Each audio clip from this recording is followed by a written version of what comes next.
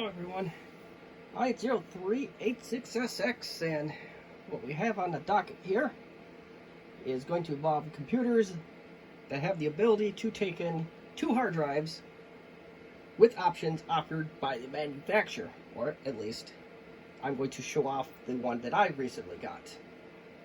Now, there's a handful of computers that I know of that can natively do this.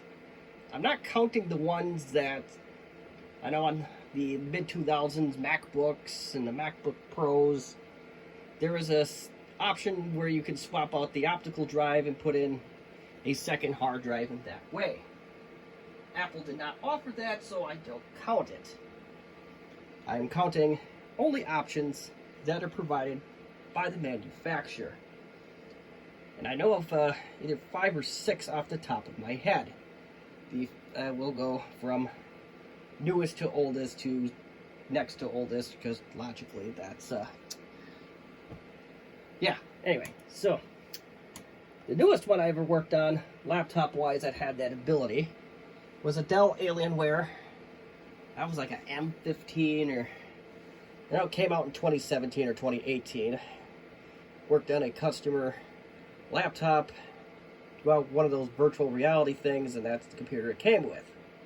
And it came with a 128 gig SSD, and the secondary drive was a 1 terabit 7200 RPM spinning Rust.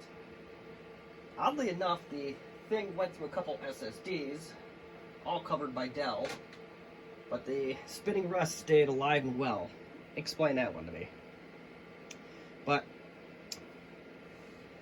the next computer I know that had the option of 2 hard drives natively, or possibly even 3, depending on what configuration you got, was the HP EliteBook 2540p. Now, for those that know this computer really well, you're going to tell me, no, but you're not counting the computers that can swap out the optical drives for a secondary hard drive. But also remember, HP offered that option with that laptop. That is an OEM option. If you use the OEM kit, you also gain an additional USB port.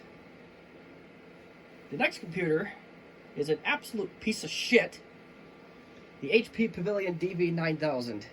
If there's any of them left on this planet, you can add a second hard drive to it. The caddy for it's a little bit special, but if you modify a caddy that goes into hard drive 1, you can make it work. I did years ago. So that's computer number 3. Computer number 4, I know for a fact, has this option, although it was very rare, was the Compaq LTE 5000 series. And then, last but not least, it's kind of a 2-for-1 deal here. The Armada 7700 and 7800, and that's where this comes into play. Now, some things you must know. The secondary hard drive must be set to slave mode. So if you are lucky enough to get one of these, let's pull this out here real quick. Okay, there we go. If you're lucky enough to get your hands on one of these, make sure those jumpers are set correctly. In my case, I have CF cards in both slots. This particular one is set to slave master. And the one inside, of course, is set to master. If you have one of those dual CF to IDE adapters, this secondary unit will not be functional with that. So just bear that in mind. Now I gotta get it back in here. I'll tell you what, this is a well-constructed piece of accessory here. And, of course, make sure all power is disconnected from the machine before removing any drives. You do stand the risk of blowing a motherboard if you don't. I have one here, I have a 7750 that has now a motherboard where it does not detect any drives of any kind. And I think that's what happened. So, plug and play, in theory.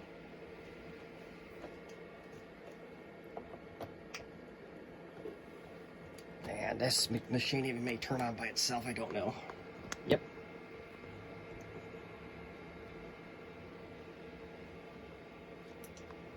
light off.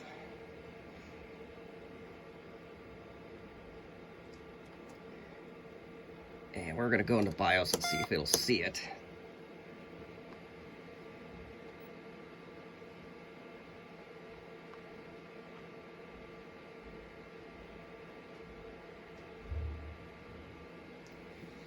And we'll go to storage. It's a little bit of a tricky situation here.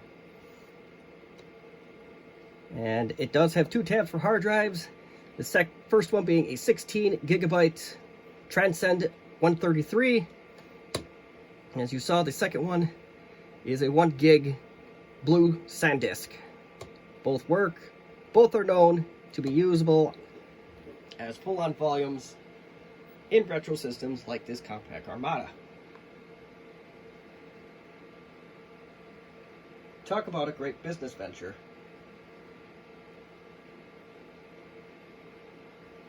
My hope is that I can image drives with this thing. So this is another model that has issues where floppy drives, the belts inside them go to dust or goo. And that's a workaround, especially if you want that Compaq diagnostics partition. There's really only one way to do it at this time. And that is go find a friend or find someone that has a working floppy drive on one of these and build your drive from scratch. That's just kind of the pain in the behind about it. Provided everything goes according to script, I can now do that. Got some goodies on this there.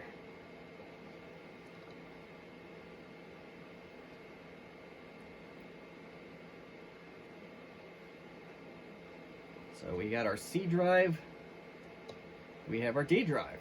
Pretty straightforward.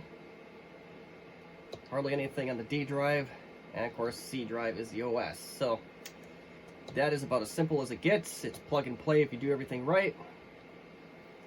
And if you ever do find the secondary hard drive caddy, the part number is 213 something. I know that doesn't really narrow it down, but if you ever find one of these for an LTE 5000, you gotta let me know, or at minimum, tell the world about it, please, and share your experiences with the world.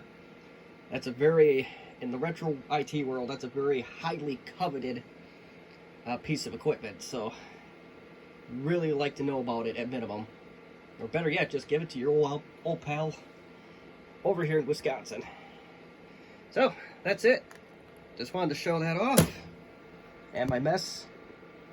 And as always, if you have any questions or comments or constructive criticism, the comments section is where you want to go with them. As always, thank you for watching.